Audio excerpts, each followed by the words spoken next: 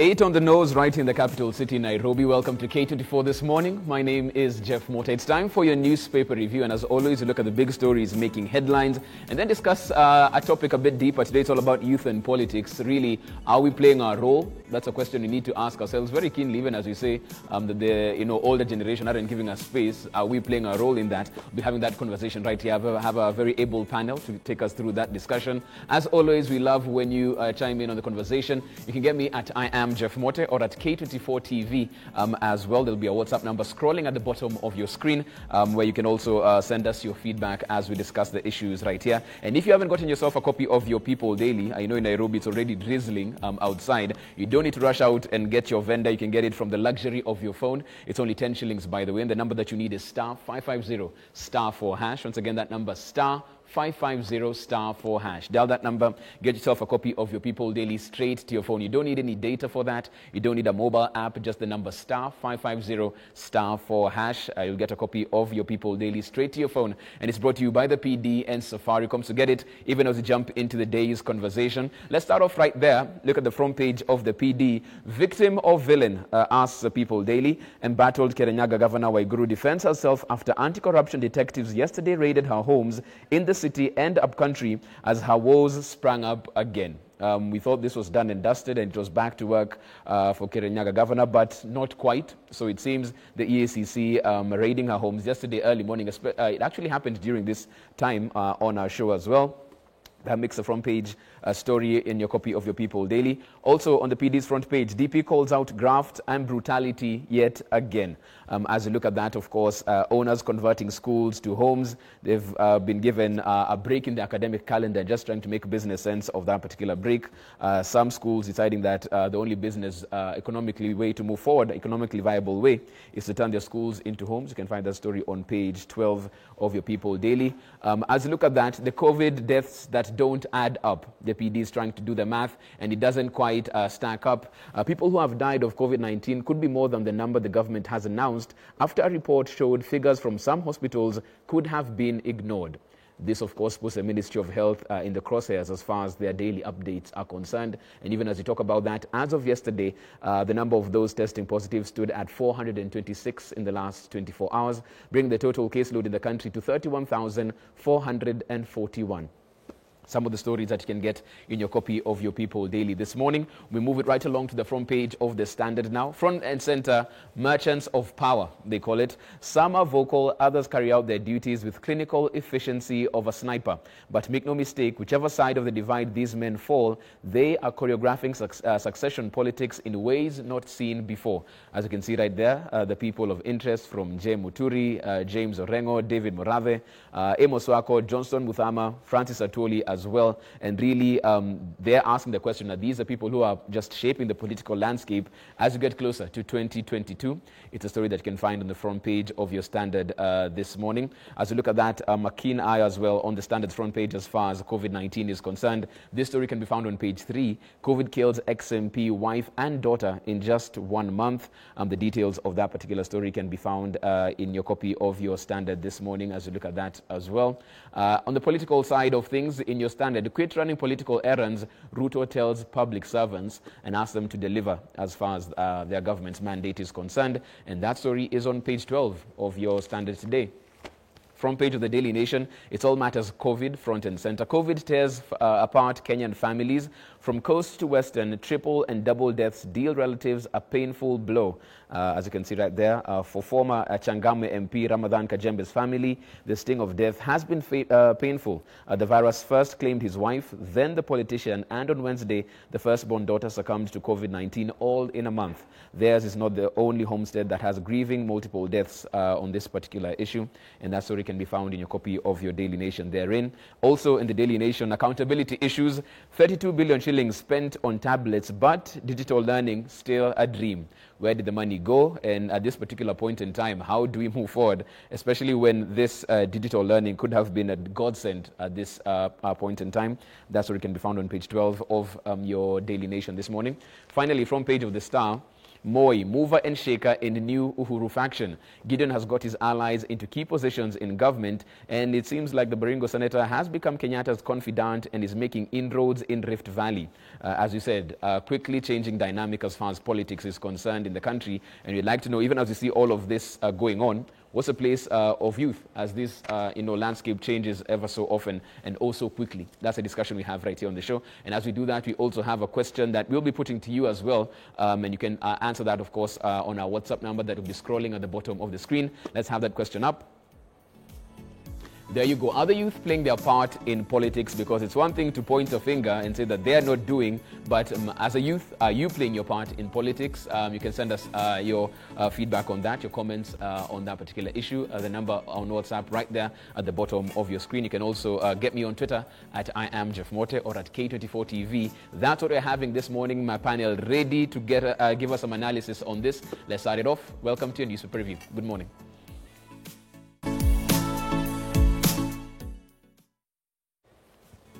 Okay, welcome back. If we're talking about youth and politics, we might as well have youth in politics to talk about that particular issue. In studio, joined by Alois Otieno. He's the CEO of Vijana Mkeni Youth Organization. Good morning. Good morning. Karibu sana, welcome to the show. Asante sana, happy to be here. Asante sana. Also joined by nominated MCA in Nairobi County, Ndegwa. Good morning. Good morning. Karibu sana. Asante. Good to be here. Thank you. We're also joined by Derek Otieno. He's an editor of the People Daily, always here every single Friday. Good morning, Derek. Morning, bro. How are you? Very well. Karibu sana. Welcome to the show. Oh, thanks so much, Jeff. Thanks. Working a bit distant from where you usually are. You're usually in on set with me. I think this is real social distancing Siberia. This time round. This is Siberia for me. Karibu sana, though. Welcome to the show. Thanks, Jeff. Okay, let's start things off. Look at some of the front pages stories that we have right here very quickly, even as we get into our topic right now. As we stand right now, and there's an interesting headline that we're having. I want to start with the Standard's front page headline, Merchants of Power. For the past probably month or so, we've had this talk of deep state and systems and people who are pulling strings behind the scenes. Let me start off from here because you've dabbled in politics for a bit in your space as well. Alois, when the youth hear of this, it makes them sit and realize, you know what, even if I go and vote in 2022, David Murathe said Raila Odinga is going to be president. The country had better prepare for that. The SG for Kotu said that Uhuru is too young. He might become PM. This decision has been made. Why do I need even to be in politics in the first place? I mean, I believe even David Murathe and Kotu SG, at the back of their minds and in the plans, they know that they have to include youth into the picture. This is simply because we are 75% of the population. So I'm not a believer that there's a state and youth can't do anything about it. I believe youth just need to reclaim their place and actually stamp the authority that we're here. And as much as you're making decisions, that's okay, but we have to be involved. Right. Do you feel like they're doing that? Are they claiming or they're waiting to be given? I mean, by the mere fact that the two of us are here agitating for the rights of the young people and their ability to be able to get into leadership, I think already says a lot. So as young people, I'll tell you behind the scenes, we're doing a lot of mobilizing and we're doing a lot of organizing. Right. Let me get to June on this because you've been in the trenches as far as political campaigns, politics is concerned. When we see this particular headline and the story that has been there, we have this narrative of deep states and systems doing things behind the scenes. Do they exist, June? Is that what we're dealing with right now? The people versus, quote-unquote, a system?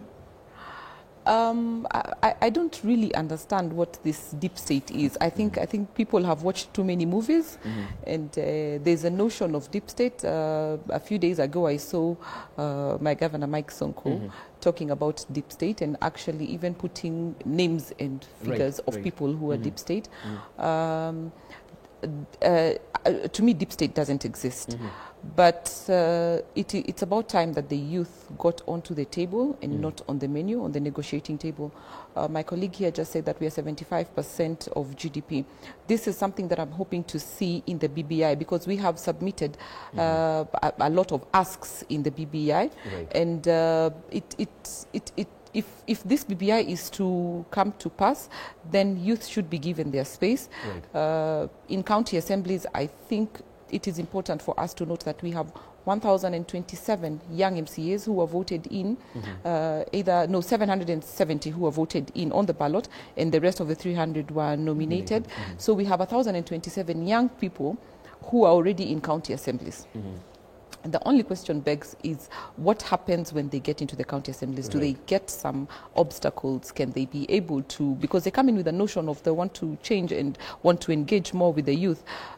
We cannot say that they are not there. They are there, but I guess there's normally some voice or maybe some suppression of what is maybe the deep state. But okay, we'll be talking about that suppression and the challenges that the challenges that are to there. legislate Exactly. and play a role right there. Exactly. But let me get Derek in on this one as well, because Derek, we've heard the governor of Nairobi speak about deep state and mention people of that and name them right there. But we've also had the deputy president talking about a system that's trying to curtail him from ascending to presidency in 2022. So again, you've been following this story as you cover politics of the day. Is there some sort of grouping of people who are very interested and very influential on how governance is done in this country, who we could actually attribute the name system or deep state for that matter? No, thank you, Jeff, for that question. I think it's more of a bizarre question to answer, because if you talk of deep state, I don't think the recklessness of Francis Atwoli invites somebody to bring him on board a deep state, a secretive, faceless, amorphous outfit that decides, if they say, as they say it, decides on who becomes the president. That's one. Two, I don't think the recklessness of Mudama also allows him to be in the deep state. But let's talk about the power brokers. The power brokers, we have Orengo there, we have Nje Muturi, whose powers exceed some of the CSs we have around. And then we have Morade, who has, for the last 2 years, presented himself as a harbinger of some good news to one person and not to the rest of the country. And when we move on to the youth agenda, I don't know why they don't consider a young man into that amorphous outfit that decides on who runs this country, but they'll be very quick to tell the youth of this country to vote for them, and they come out in their millions, and they have very, very little to offer when they get to power. You can imagine Uhuru Kenyatta was elected by more than 3 million youths, considering that they present a sizable number of the voters. But then when it came to dishing of posts, we had Moody Awori in there, we have James Reggae in there, we have some very old men, retired, some of them are being brought from retirement, at the expense of the youth who virtually ran the electoral process in this country. I still don't believe the power brokers should be the old men. I believe the power brokers should be the youth.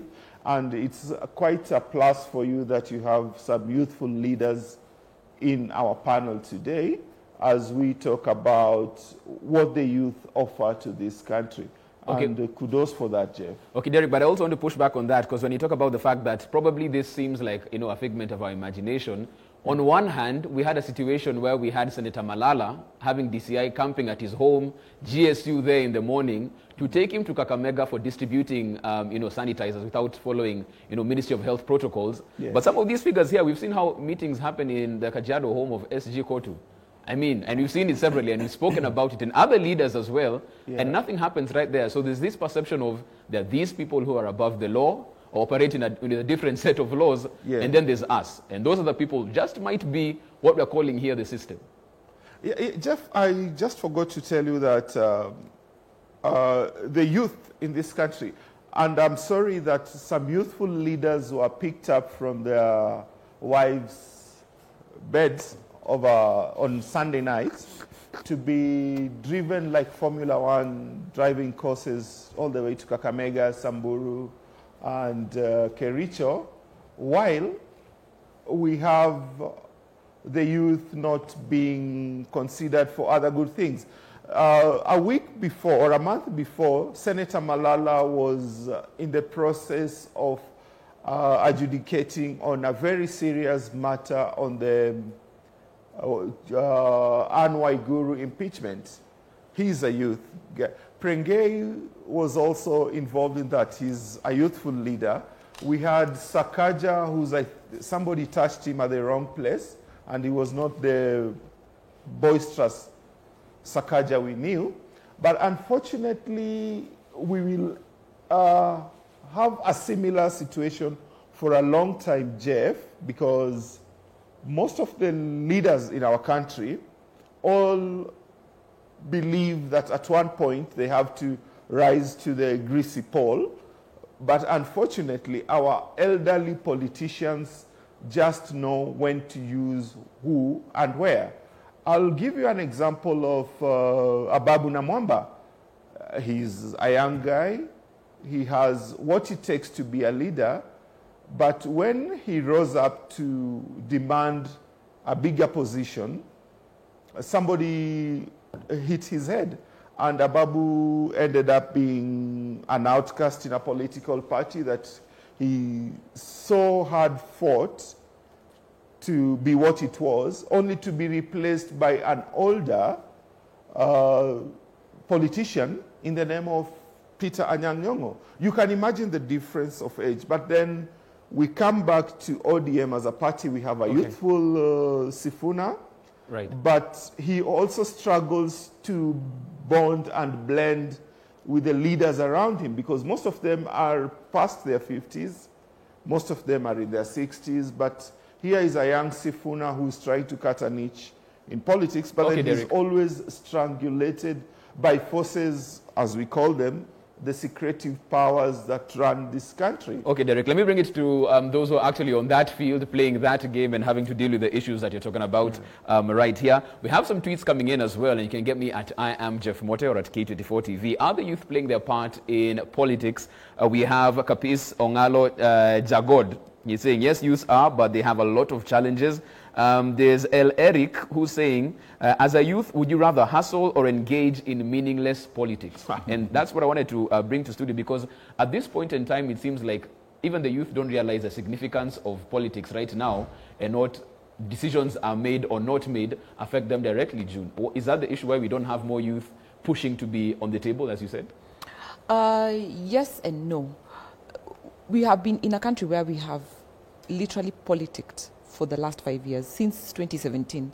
I think the older generation, as he said, were looking forward so fast to 2022, such that they did not stop to think about the governance of this country.